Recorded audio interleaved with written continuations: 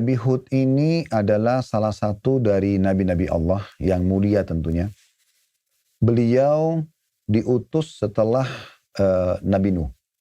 Setelah Nabi Nuh. Jadi kalau urutan 25 Nabi Rasul, beliau adalah yang keempat.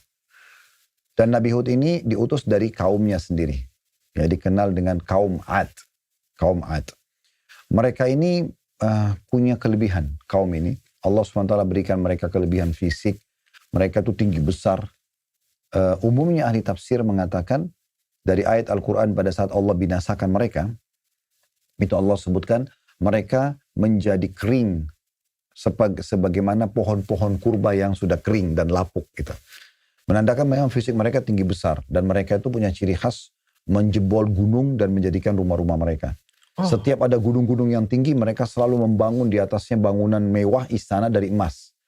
Tidak ada satupun di negeri kaum Ad itu rumah bangunan bukan dari emas. Semuanya emas. Mereka sangat kaya raya, mereka sangat kuat secara fisik. Tidak ada yang mengalahkan militer mereka. Dan karena itu mereka menyombongkan diri. Mereka mengatakan dalam Al-Quran, Man asyadu minna quwwah. Siapa yang lebih kuat daripada kami? Mereka selalu membangun istana-istana yang mewah. Lalu mereka berbangga-bangga dengan hartanya. Maka Allah utus Nabi Hud dari mereka. Dari golongan mereka sendiri. Tapi mereka menolak untuk beriman.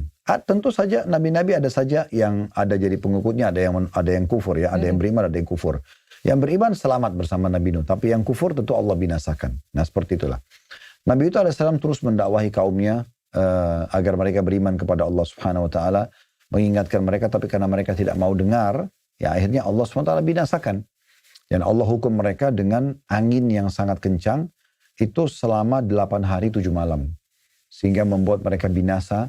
Dan tidak tertinggal satupun dari apapun yang mereka milikin. Nah. Allah Subhanahu Wa Taala kalau sudah membinasakan satu negeri.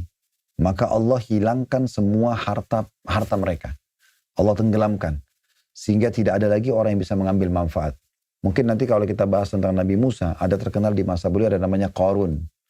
Nah Qarun ini biasa orang Indonesia bilang harta karun. Nah, setiap harta yang tertimbun, itu dikatakan harta karun. Sebenarnya Qarun itu lebih kepada namanya Qarun ini. Karena memang dia waktu Allah tenggelamkan itu sama semua istananya, sama semua hartanya. Waktu dia sudah dibinasakan, Bani Israel tahu.